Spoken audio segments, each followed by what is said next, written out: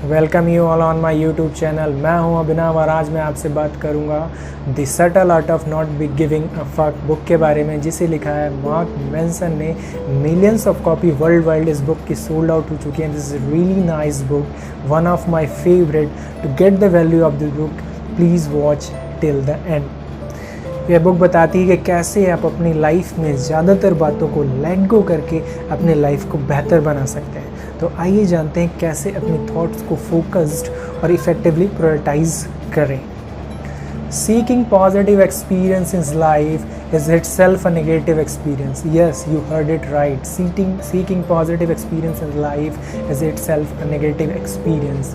जी हाँ, ऑथर कहते हैं कि अगर आप मिरर के सामने खड़े होकर रिपीटेटिव अफर्मेशन कहते हैं I am beautiful, I am beautiful, I am smart, I am smart, तो कहीं ना कहीं आप अपनी लाइफ में ये फील करते हैं कि आप ब्यूटीफुल नहीं हैं, आप स्मार्ट नहीं हैं। जी हाँ, इसको अगर मैं दूसरे शब्दों में कहूँ तो एक कॉन्फिडेंट मैन को ये कभी प्रूफ करने की ज़रूरत नहीं है कि वो कॉन्फिडेंट है।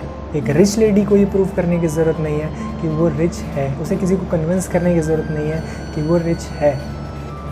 ऑथर बात करते हैं फिलोसोफर एलन वॉट के द बैकवर्ड लॉ के बारे में। जी हाँ, वो लॉ कुछ ऐसा है, wanting positive experience in life is a negative experience. Wanting positive experience in life is negative experience. Accepting negative experience is positive experience. Blown your mind? Listen again. Wanting positive experience in life is a negative experience. Accepting negative experience is a positive experience. The idea is that अगर आप life में जितना अच्छा feel करने की कोशिश करेंगे उतना आप लेस सेटिस्फाइड हो जाएंगे, क्योंकि अच्छा फील करने की कोशिश करना कहीं ना कहीं ये बताता है कि आप लाइफ में अच्छा फील नहीं कर रहे हैं, जो कि अपने आप में एक नेगेटिव है। तो अगर आप इसे एक्सेप्ट करते हैं तो अच्छा फील करने की कोशिश अपने आप ख़त्म हो जाती है और आप अच्छा फील करते हैं। अगली इम्पॉर्टेंट बात जो इस बुक में बताई गई है, this is really mind blowing, जो हम हमेशा से हमारे साथ होता है पर हम कभी इस बात पे ध्यान नहीं देते हैं। जी हाँ, ऑथर ने इस प्रोसेस को नाम दिया है the feedback loop from the hell. जी हाँ, ये कैसे है इसे मैं आपको समझाता हूँ। क्या आप अपनी लाइफ में कभी टेंस्ड हुए हैं, कभी चिंतित हुए हैं, या कभी ऐसा आपके साथ हुआ है कि आप बहुत बुरा फील कर रहे हैं, उसके कुछ टाइम बाद आप इसलिए बुरा फील कर रहे हैं क्योंकि आप बुरा फील कर रहे हैं। We feel sad about feeling sad, we feel guilty about being guilty, we get anxious for feeling anxious. जी हाँ, ये कुछ ऐसे ही काम करता है। इसे ही ऑथर ने नाम दिया है the feedback loop from the hello. हम अपने ही विचारों में फंस जाते हैं, हम अपने ही बनाए हुए जाल में फंस जाते हैं। जी हाँ, अगर हमारी लाइफ में कोई प्रॉब्लम चल रही है तो हम उस प्रॉब्लम से तो परेशान हैं ही, और हम अपनी परेशानी को लेकर भी परेशान हो जाते हैं, जिसे ऑथर ने नाम दिया है feedback loop from the hello. और अगर आप इसे ब्रेक करना चाहते हैं, अगर आप इसे शॉर्ट सर्किट करना चाहते हैं feedback loop from the hell को, so here the book title comes do not give F to all the feelings, all the thoughts। जब आप ऐसा करते हैं तो ये सर्कल, ये लूप ब्रेक हो जाता है और आप ऑटोमेटिक लाइफ में अच्छा फील करते हैं। So if you want to be unstoppable, do not give so much attention to your feeling and pain. आगे इस बुक में ऑथर ने भगवान गौतम बुद्ध के दिए हुए सिद्धांतों के बारे में बात की है। जी हाँ, गौतम बुद्ध कहते हैं कि life itself is a suffering. Yeah, the richer suffer because of their riches, poor suffer because of their poverty, a man without a family suffer because he has no family, a man with family suffer because of their family, a man who pursue wildly pleasure suffer because of the pleasure। जी हाँ, भगवान कहते हैं कि pain and losses are inevitable, हमें उसे resist करने की कोशिश छोड़ देनी चाहिए और उसे नेचुरल एक्सेप्ट कर लेना चाहिए। यही एक तरीका है लाइफ में जीने का। बात जो आपको इस बुक में मिलेगी जो बहुत ही इंटरेस्टिंग है, happiness comes from solving problems. जी हाँ, ऑथर कहते हैं हैप्पीनेस अगर आपको अपनी लाइफ में सस्टेन करनी है तो आपको प्रॉब्लम को सॉल्व करना सीखना होगा।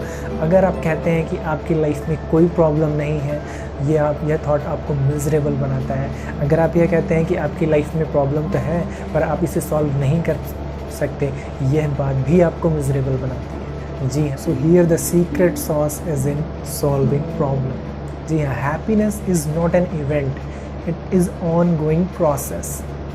ओके, सो जब आप अपनी लाइफ में ट्रू हैप्पीनेस चाहते हैं तो वो कब आता है? जब आप अपनी लाइफ में कोई ऐसी प्रॉब्लम का पता लगा लेते हैं जिसका होना और सॉल्व करना दोनों ही रोचक हो, दोनों ही इंटरेस्टिंग हो जाता है। सो आपकी लाइफ में ट्रू हैप्पीनेस अकर होती है। दोस्तों, आपने बहुत लोग ऐसे देखे होंगे लाइफ में जिनकी लाइफ में अगर प्रॉब्लम है, कुछ भी चल रहा है, तो वो उसकी रिस्पॉन्सिबिलिटी दूसरों को देते हैं। वो बताते हैं कि उनकी लाइफ में प्रॉब्लम किसी और की वजह से है। जी हाँ, जीवन में ऐसे बहुत लोग होते हैं, या तो वो अपनी लाइफ में डिनाई करते हैं कि उनकी लाइफ में कोई प्रॉब्लम नहीं है, या तो वो विक्टिम मेंटालिटी प्ले करते हैं। विक्टिम मेंटालिटी मतलब मैंने जो आपको बताया कि अपनी लाइफ की प्रॉब्लम्स को दूसरों पे डाल देना। जी हाँ, और वो वैसा इसलिए करते हैं कि प्रॉब्लम सॉल्व करने का जो प्रोसेस है that is something really hard according to them, right? So if you enjoy the process, you will really understand the path, आप अपनी प्रॉब्लम सॉल्व कर सकते हैं। So do not play the victim mentality and do not deny that you do not have any problem in life. Okay, just solve them and grow with them. आगे author बात करते हैं emotions के बारे में। Emotions are in our life help us to live and reproduce little better. जी हाँ, emotions हमारे लिए एक फीडबैक मैकेनिज्म का काम करते हैं कि हमारे लाइफ में या तो कोई चीज़ बहुत अच्छी हो रही है या कोई चीज़ बहुत बुरी हो रही है। Either things are happening right और wrong, not much not less. Let's make example. अगर आप गर्म स्टोव को टच करते हैं तो उससे आपको पेन होता है, जो ये बताता है कि स्टोव को अगली बार टच नहीं करना है। Sadness of being alone teaches us that you do not do things that makes you feel alone again, right?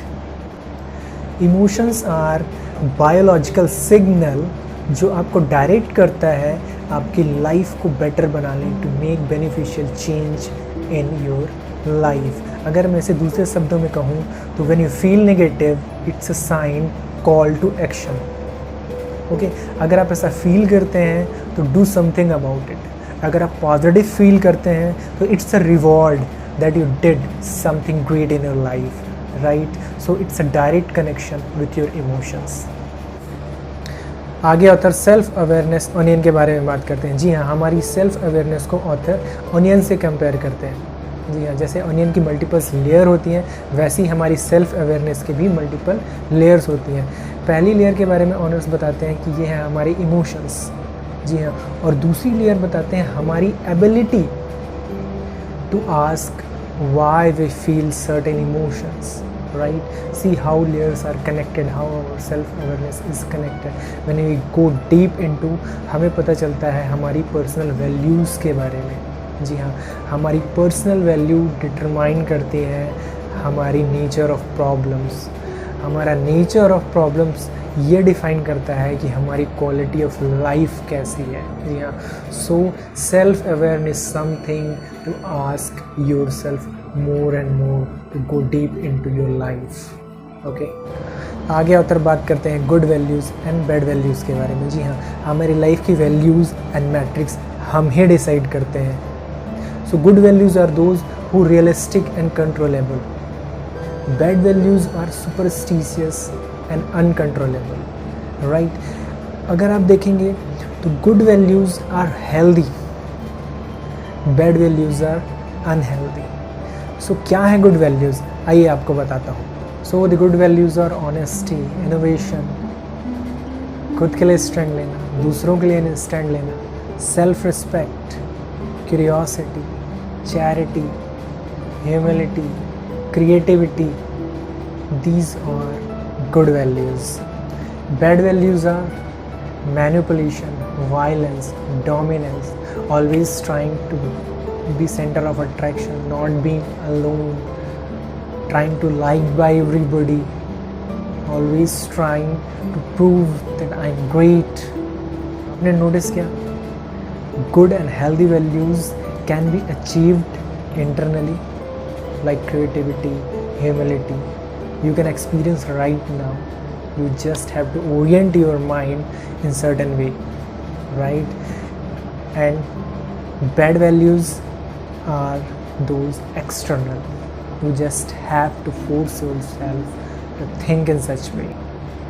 Values directly हमारे स्टैंडर्ड से कनेक्ट होती हैं। जी हाँ, तो जितनी बेटर वैल्यूज़ हम अपने लिए सेलेक्ट करेंगे, जितनी प्रायोरिटाइज़ करेंगे हम अपनी अच्छी वैल्यूज़ को, उतनी ही बेटर हमारी लाइफ होगी। जी हाँ, जितनी बेटर हम अपनी लाइफ में वैल्यू चूज़ करेंगे, उतनी ही बेटर प्रॉब्लम हमारी लाइफ में होगी। और जब आप बेटर प्रॉब्लम्स को सॉल्व करते हैं तो आपकी लाइफ बहुत ज़्यादा बेटर बनती है, बहुत अच्छी बनती है। This is the end of part 1। अगर आपको बुक समरी पसंद आई है तो please like, subscribe and do share with your friends. Okay, मैं इसकी सेकंड पार्ट बहुत जल्द अपलोड करने वाला हूँ।